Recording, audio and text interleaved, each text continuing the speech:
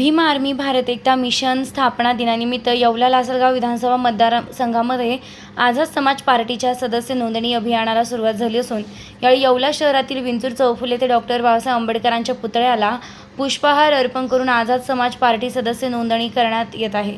या सदस्य नोंदणी कार्यक्रम हा खासदार चंद्रशेखर आझाद यांच्या नेतृत्वात तसेच प्रदेश प्रभारी अविनाश शांती व महाराष्ट्र प्रदेश अध्यक्ष आनंददादा लोंढे यांच्या मार्गदर्शनाखाली महाराष्ट्र युवा संपर्क प्रमुख अमोल भाऊ आहेर, युवा प्रदेश महासचिव संदीप मोरे, येवला तालुका अध्यक्ष योगेश पोळ, मनोज भालेराव, सूरज शिंदे यांनी सदर सदस्य नोंदणीचं आयोजन केलं होतं। यावेळी पक्षाचे पदाधिकारी कार्यकर्ते मोठ्या संख्येने उपस्थित होते।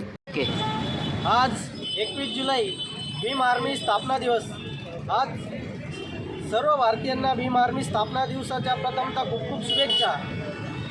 भीम आर्मी स्थापना दिनानिमित्त येवला लासलगाव विधानसभा मतदारसंघामध्ये आपण आझाद समाज पार्टी सदस्य नोंदणी अभियान आपण सुरू केलेलं आहे आणि येवला लासलगाव विधानसभा मतदारसंघामध्ये हे पूर्ण मतदारसंघ हा उपक्रम राबवला जाईल।